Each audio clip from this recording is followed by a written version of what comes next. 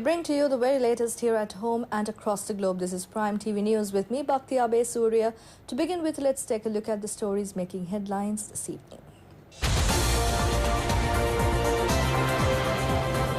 The classical book, The First Freedom Struggle of 1818 and Asgiri Mahaviharaya will be launched tomorrow in Kandy.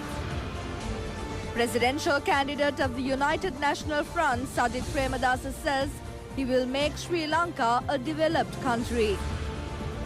Minister Rajitha Senaratne says a wave of strikes are staged to achieve narrow aims of conspirators.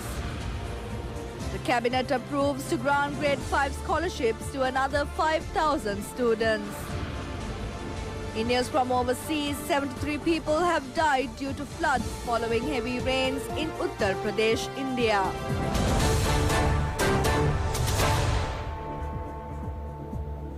And now, news for the detail. First up in local news, the classical book, The First Freedom Struggle of 1818 and Asgiri Mahaviharaya will be launched tomorrow at the Asgiri Pirivan Viharaya in Kandy under the patronage of President Maithripala Sirisena. Arrangements have been made to launch a classical book recalling the first freedom fight in 1818 against the British rule. The book contains the importance of the first freedom fight and the contribution of the Mahasangha of the Asgiri Mahaviharaya chapter to the struggle. It has been compiled by Venerable Attipola Mahinda Thera, Venerable Katakumbure Dhammarama Thera, Rajakiya Pandit Venerable Ahalepola Mahinda Thera and Dr. Ajit Talwata. The book has been compiled based on the knowledge found through the new research on the first freedom fight and other details connected to the freedom fight. Asgiri Mahaviharaya has been a religious place that has taken decisive decisions, and the first action on local ideology against British Empire was taken by Venerable Waryapola Sri Sumangala Nayaka Thera, who was the Anunayaka of the Asgiri chapter at that time. Accordingly, the book The Freedom Struggle of 1818 and Asgiri Viharaya will be launched tomorrow. The presidential candidate of the United National Front, Sajith Premadasa, says that he will commit himself to make Sri Lanka a developed country. He was speaking at the electoral seat meeting at Alpitia. The meeting took place under the patronage of Alpitia United National Party organizer Minister Gayantha Karunatilaka. A large group of people, including the candidates who are contesting the Alpitia Pradeshya Sabha election, were present on the occasion. A group of disabled soldiers who engaged in a protest in Colombo held a discussion with Minister Sajith Premadasa at the place.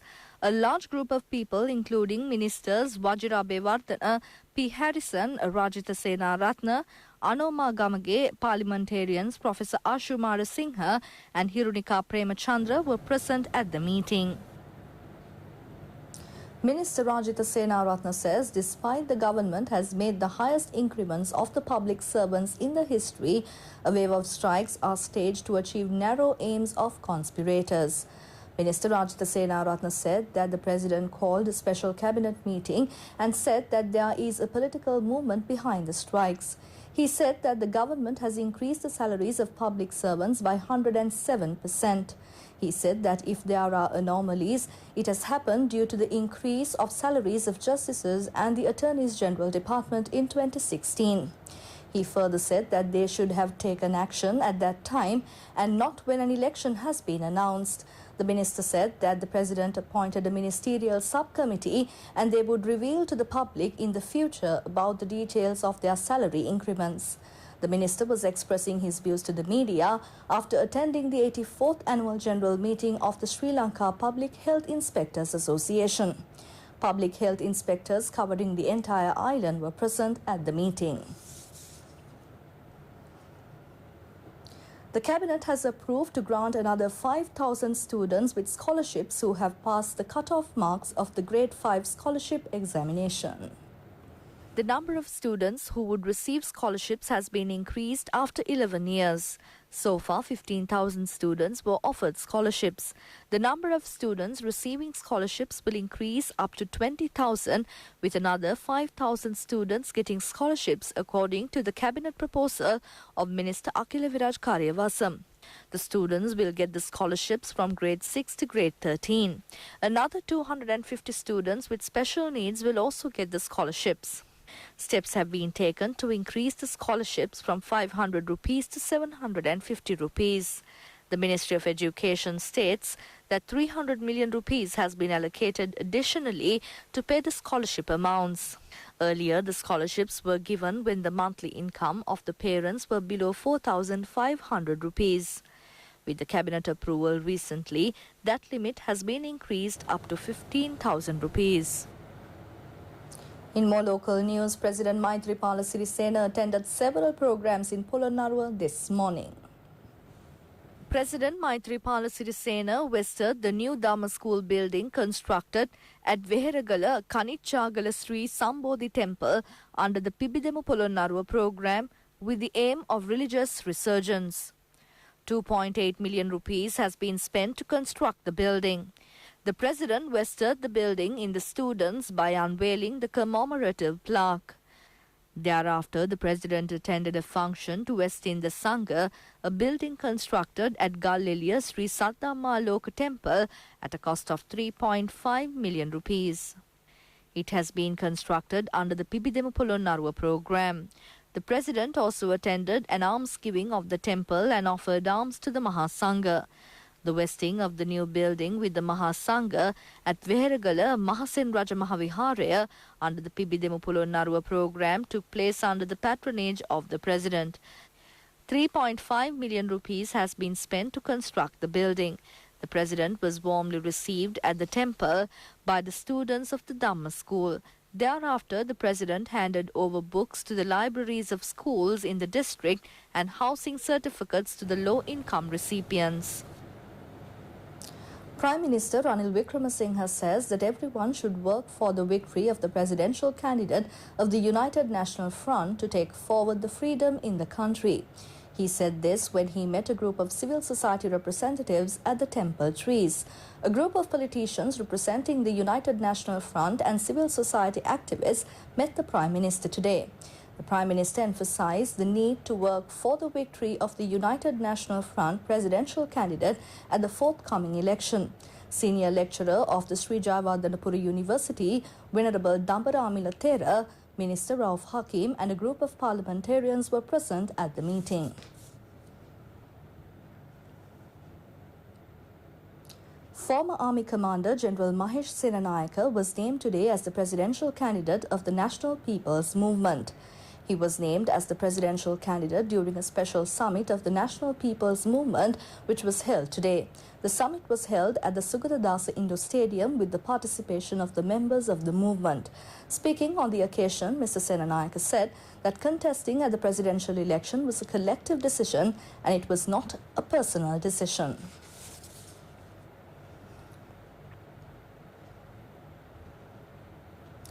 Mayor of Colombo, Rosie Senanayake, inspected the constructions of the power plant that is being built at Keravalapitia to produce electricity using garbage collected in Colombo. Plans have been drawn up to produce 10 megawatts of power using the garbage collected in the Colombo city. Mrs. Rosie Senanayake discussed details about the project with the officials.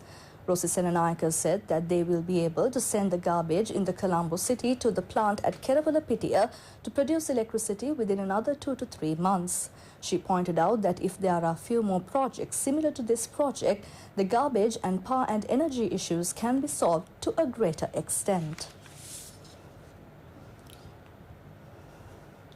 The U.S. ambassador in Sri Lanka, Elena B. Teplis, says that 57,000 American tourists have visited Sri Lanka in 2017. She has said this issuing a Twitter message. She has said that the U.S. has invested large amounts to develop the tourism industry in Sri Lanka within the last 10 years. She has said that the aim of the U.S. is to create more job opportunities for Sri Lankans by increasing U.S. investments. The U.S. ambassador has said she was happy to participate at the summit of the international tourism leaders. The doctor, who is considered to be the best liver transplant surgeon in the world, Dr. Mohammed Villa, was in Colombo to attend the international conference on liver transplant surgeons. He gave an exclusive interview to Face On program of ITN Prime TV News. Dr. Villa was interviewed by Sasanka Dias.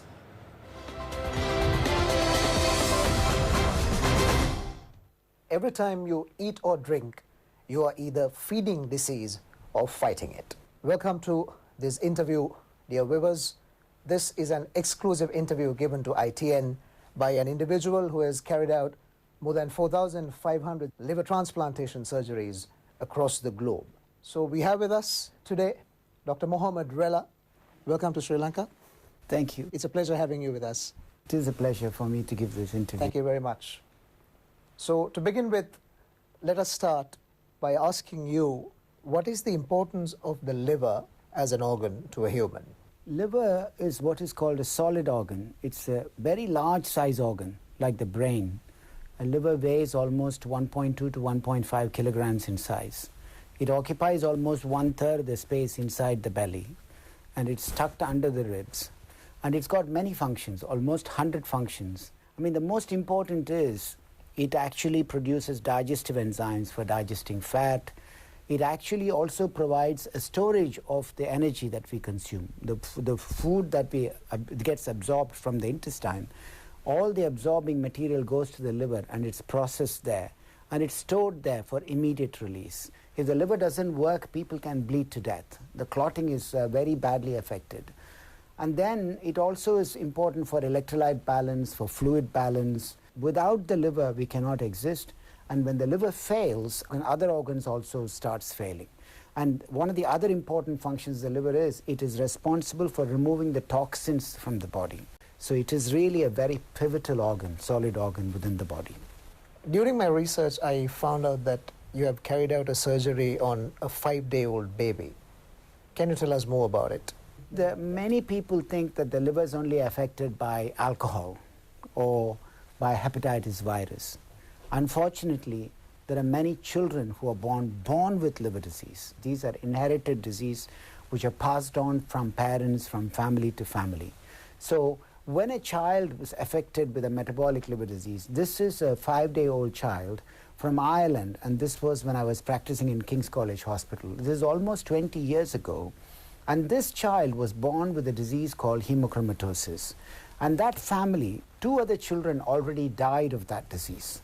The family came to us before the 3rd child was born, and we tested what we call amniocentesis. Even before the child was born, we tested that the child had the disease.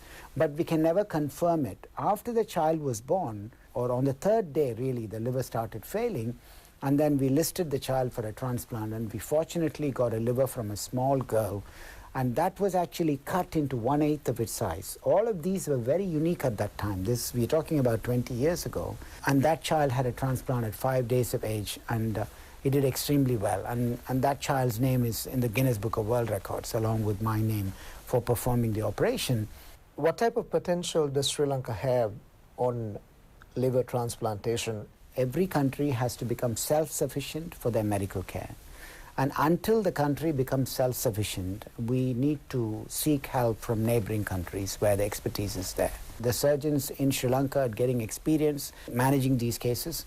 We have done 100 liver transplant in Sri Lankan nationals. 52 are children, 48 are adults.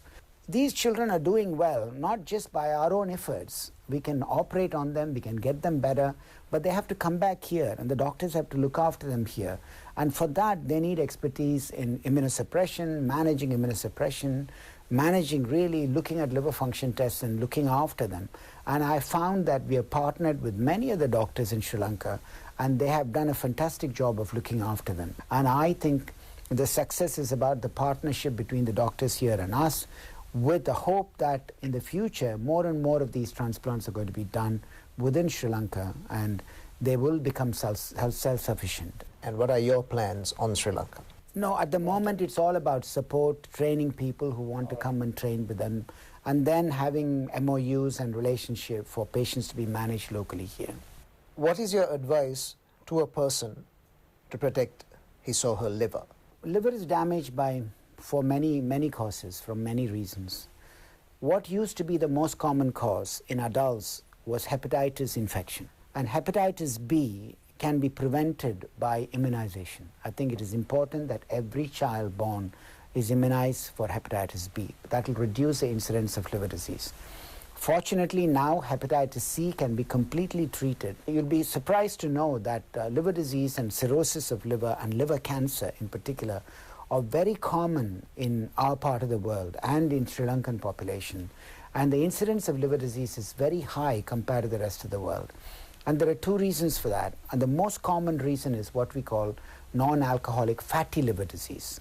Fatty liver disease is a lifestyle thing. Sedentary habits, eating too much carbohydrate. I mean, we are rice-eating nations. We love our rice.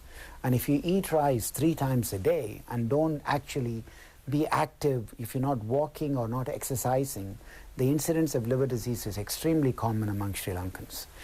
In the Western countries, fatty liver is only common among people who are obese or overweight.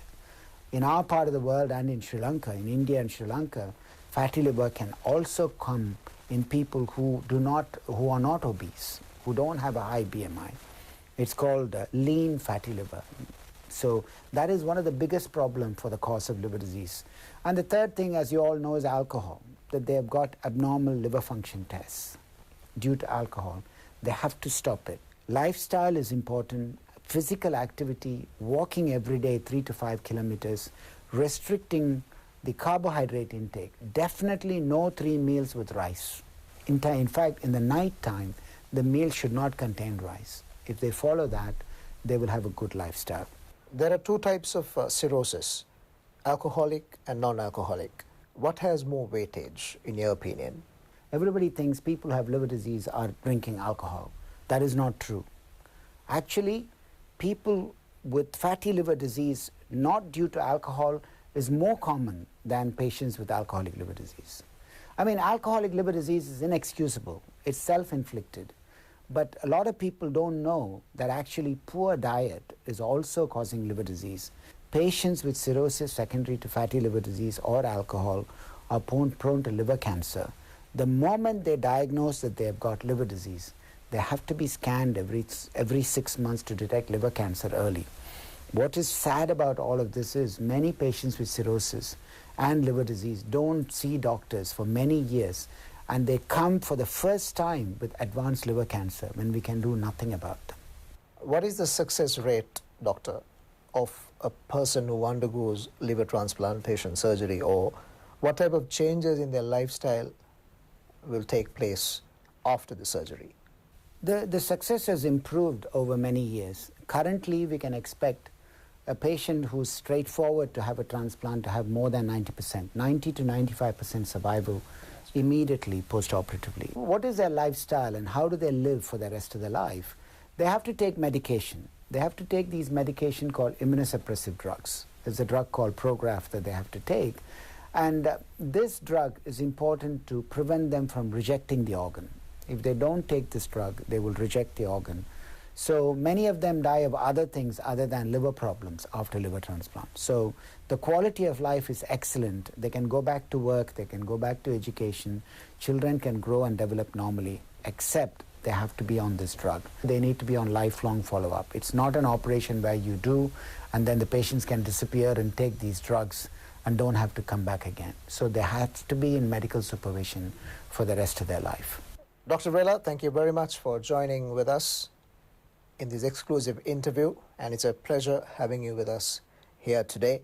When we talk about health, we don't talk much about the liver. So as Dr. Vela said, you need to protect your liver because liver transplantation costs a huge amount of money, and also it affects your lifestyle in the years to come. So protect your liver as the plan. With that, we wrap up our today's edition of Prime TV News. For details of these stories and for more, you can log on to our website www.itnews.lk. Thank you for joining me. Bye for now and have a pleasant evening.